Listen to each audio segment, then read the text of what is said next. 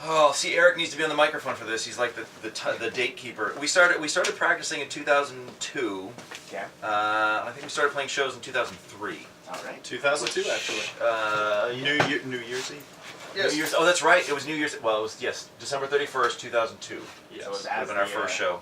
I mean, I think it's. For us, we've all known each other for so long. It is difficult to underscore that. So Eric and I met when we were 13, so that's... 11, dude. Oh, 11? I think we're 11 or 12. Oh my god. It was like 7th grade, whatever the hell that pencils into. So that's like 28, 30 years ago, some really long chunk of time. Sure.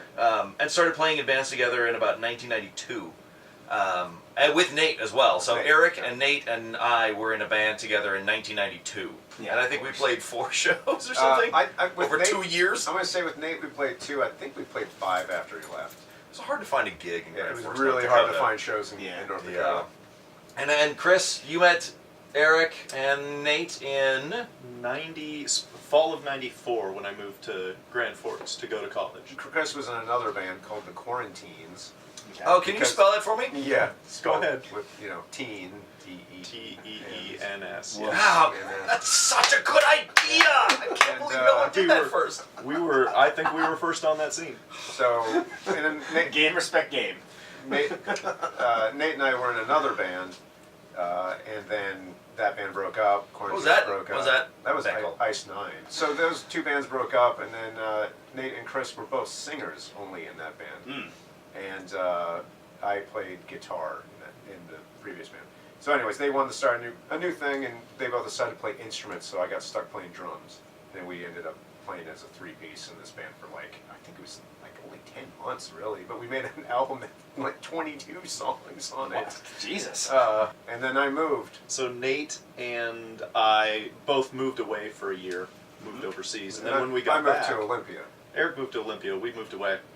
When we moved back, we decided we were not done doing this rock and roll thing. So our good friend Isaac, who was a childhood friend of my wife's, agreed to play some drums with us.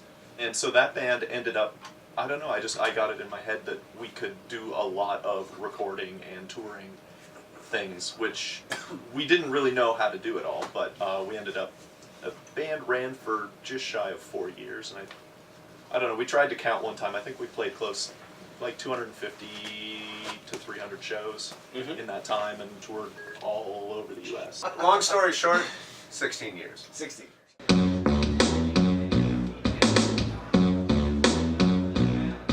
First day, I got up at about 3:45, drove down to Dan's house, got there about 4:20 or so, loaded him up, got to your house about, 4:45, which put us at the airport parking place about 5:10, which put us at the airport in plenty of time. Everyone had their IDs this time. Looking at you, Dan.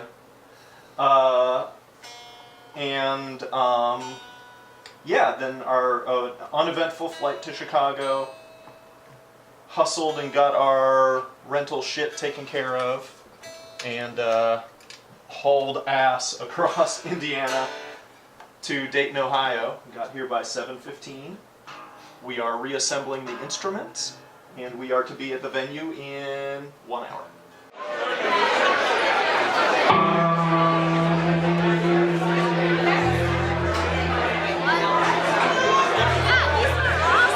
Dayton, Ohio, Dan.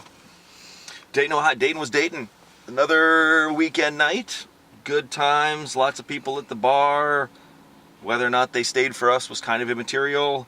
We had a small but dedicated little chunk of people up in front. It's hard to tell. I was like 35 feet behind everybody. But it was a 2-band bill, so it didn't go super late. It was a 2-band bill leading up to us pretty much just a couple days before we left. And then a 3rd band got added, which is fine. You know, that was like, yeah, no problem. 3-band bill, that's perfect. That's a sweet spot. But what happened is when we got to Dayton, we found out that the band that we originally were going to play with, they had somebody stuck at the airport, I believe, so they couldn't play that night. And that was the band, we were going to use their gear that night. So then we had to politely ask the band that had just gotten added 4 days before, can we use your stuff? And, and they were okay with it. I think we played okay. All that stuff was fine. Gear seemed to work. They brought us beer and whiskey again when we played. That was handy. It was good. We got paid, which is also very helpful. It was like a reverse Bismarcking. It turned out better than we were expecting. It was the other band got added, which was a stroke of luck, or else we wouldn't have been able to play at all. I'm happy with Dayton again. Would repeat. So yeah, let's hope this trend continues.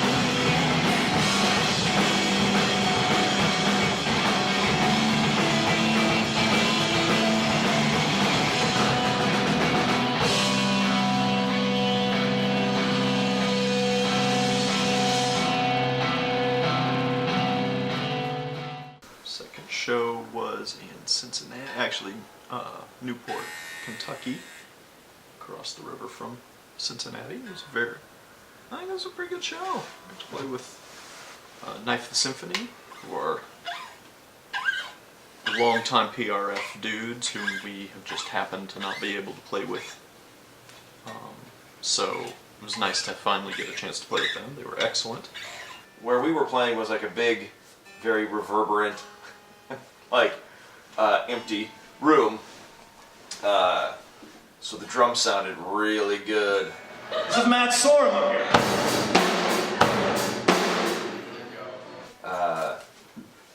And we didn't have all these didn't have a giant audience messing with the sonics of the room.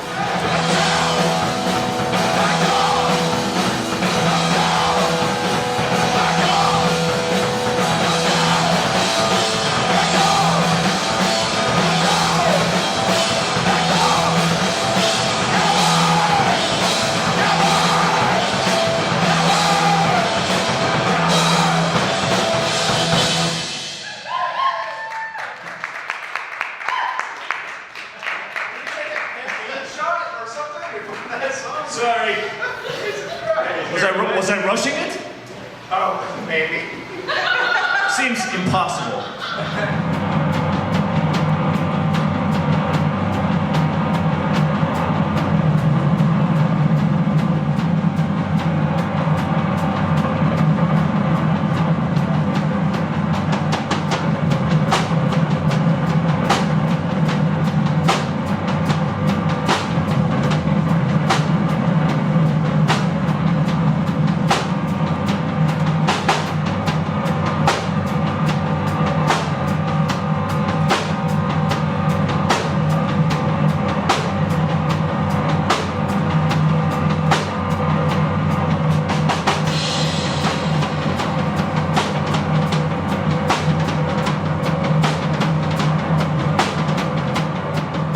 So, show number 3 in South Bend, Indiana. Different place than we played last time, but Garth is setting it up again. We're playing with Antler Cat, which is Isaac and Garth's new band. There they are. And Korean Jeans, who we played with almost every show last tour. Are they playing there too? I hope so.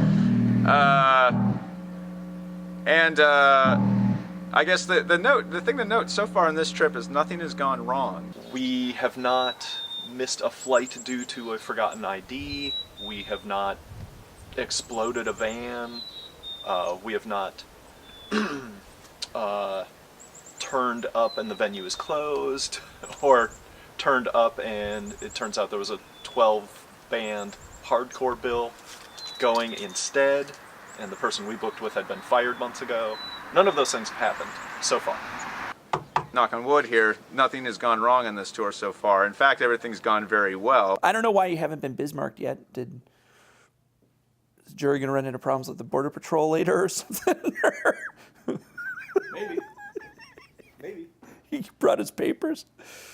I mean, there's two ways to look at it, right? Like, there's this karma debt thing, right? Is that how that works? Like, maybe all the bad shit happened, and now you got kind of a free pass this time. To date, our luck has held strong. We have not had anything horrific happen. I just roll with it, not question it, you know? Maybe you were under a bad moon last time.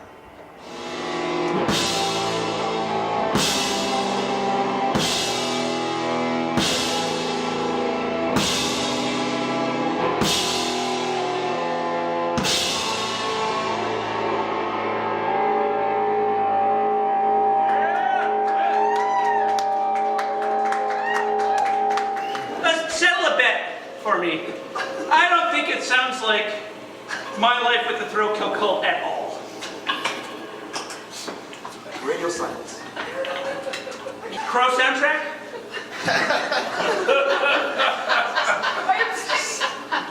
Danzig 2. No? So Dan, you've developed, I'm going to say, an addiction on this tour. So the first, I caught you eating like, I swear, 3 bags of Chex Mix.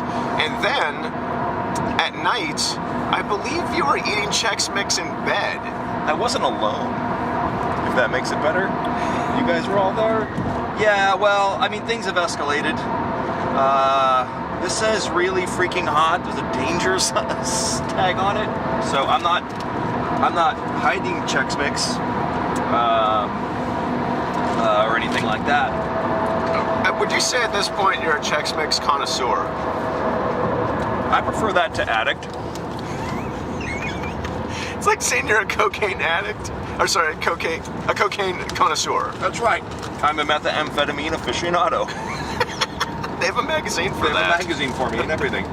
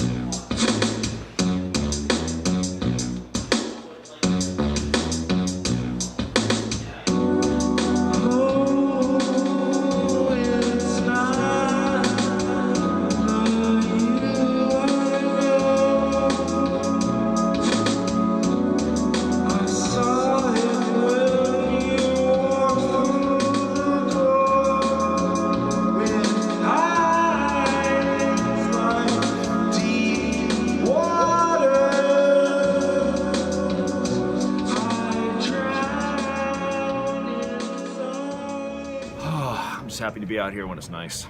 Just get away, just have a nice spring break finally. Last night played at the Art Inn in Madison.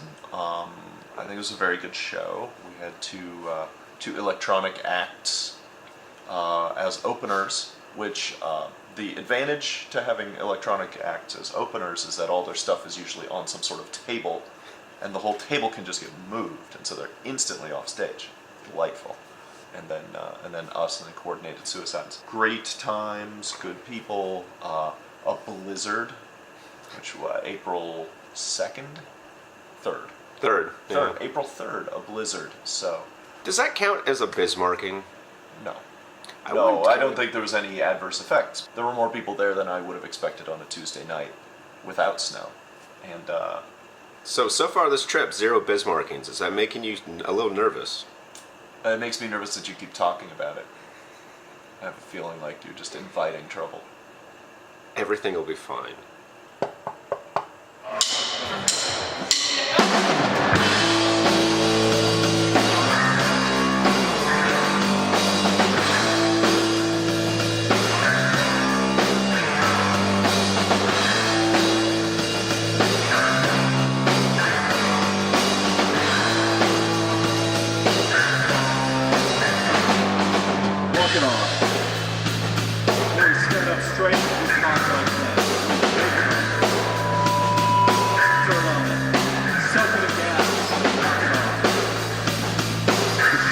shoulders work hip to hip.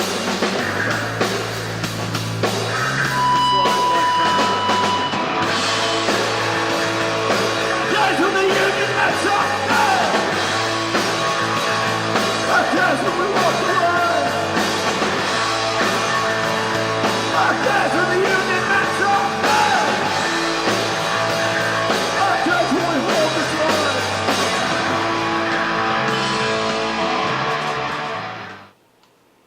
What's this? I think that's Chris's. You told me you were stopping. Well, I said I was just gonna taper off a little bit. Are you trying to tell me this isn't yours? That's from like, I think like 2 days ago. It's fresh. This is from today. You told me you could stop any time. I was just gonna switch to the bold party blend. You mean this bold party blend?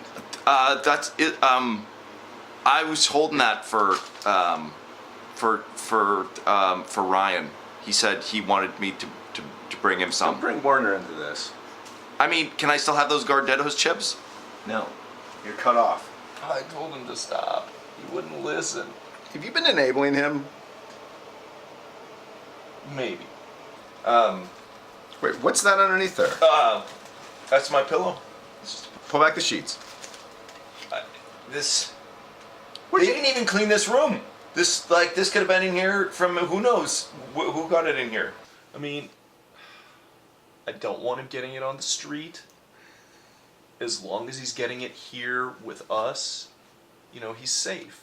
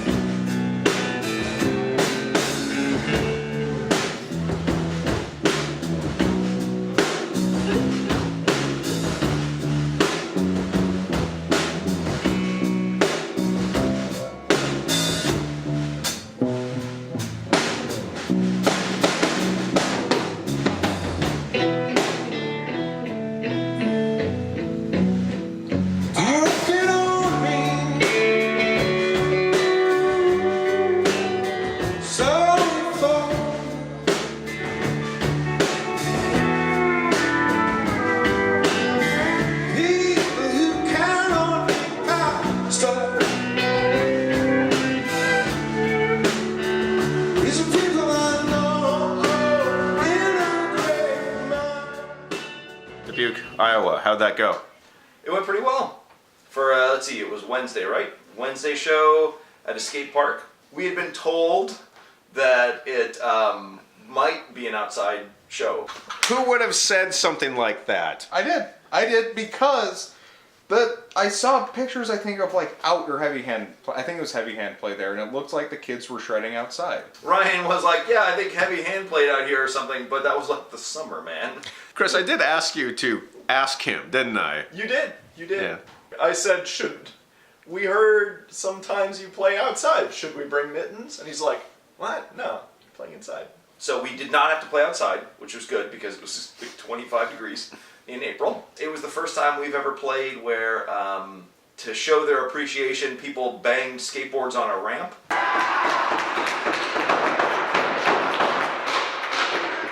Dubuque, Iowa looks exactly like Bismarck, North Dakota. So I felt very at home and very ill at ease both at the same time. We've noticed on this tour, at least I've noticed, we have 0 Bismarckings. You keep tempting goddamn fate. Why? Everything has just been building to this moment. Those kids with the skateboards are going to show up and just start slamming them against all the gear tonight. That band with the 6-string bass from Dayton's going to show up and just play on the patio. Sophisticated grunge all night. Yeah. That's what's everything that was like unknown or slightly questionable is just going to converge on this all at once. One of these days, something bad's going to happen to this band. When does that ever happen? When does anything bad ever happen to us?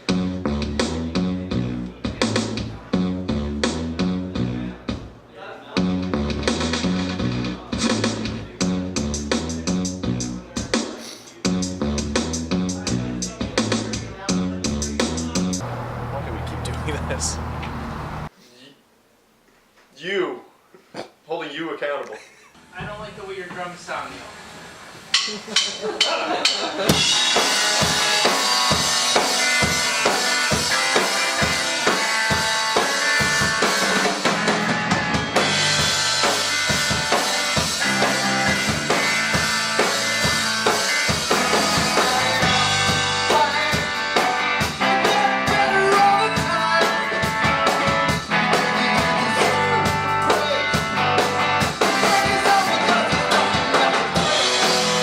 So now you're a bass player now, I hear?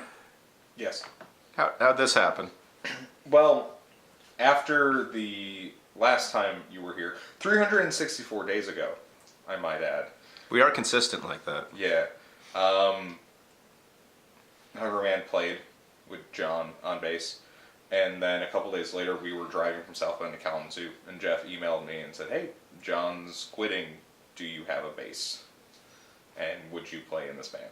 So, yeah, now we're here. I no longer have to sneak onto the stage when Hungry Man's playing to play Rush songs with them. I could just do it on stage, and I feel pretty good about that. 4-band bill, but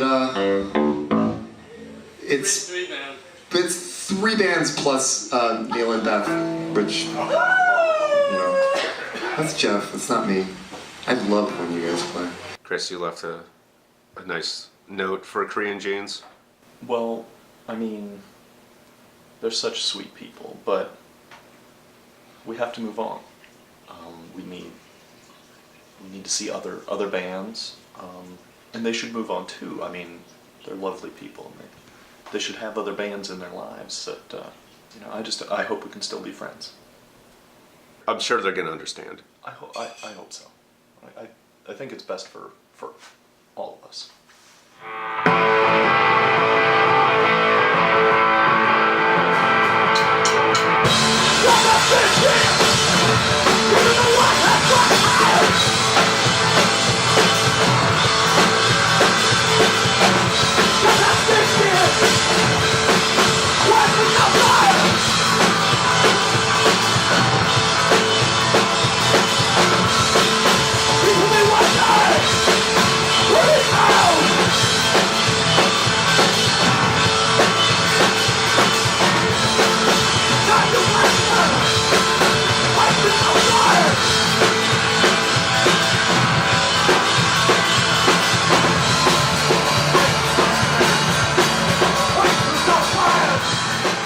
So last night, we played in Milwaukee. We've played at Frank's Power Plant, and it was Josh's birthday, his 40th birthday. But he did have a sash that said it was his 50th birthday. Yes. Which I found pretty funny. The show went well. It was interesting because there were balloons all over the floor, so people were kicking balloons up as we played. So that was a really fun show. It's a really good, fun show, and it was. It's been a fun tour. We are at the last show on this tour is going to be in Kenosha. And every single show, nothing has gone wrong. So I'm kind of bracing for something. There's always time for things to go wrong. And honestly, it's getting to the point where I'm like, do I want to get on that plane tomorrow?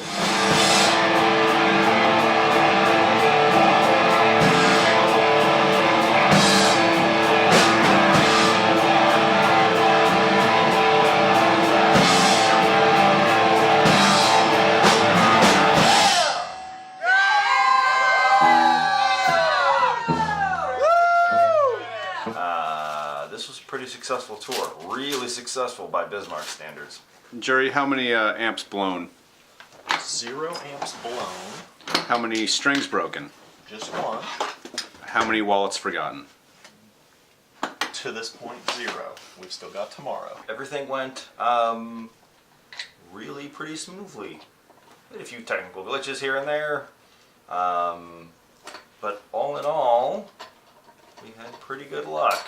So assuming the plane doesn't crash tomorrow. I was very pleased. Very pleased with how just about everything turned out. You got everything, Dan? Yeah. No. You told me you stopped. I just need a little You just need to take them just a little bit. I know it's super risky taking this through the airport. You can't get that through security, Dan. You gotta flush it.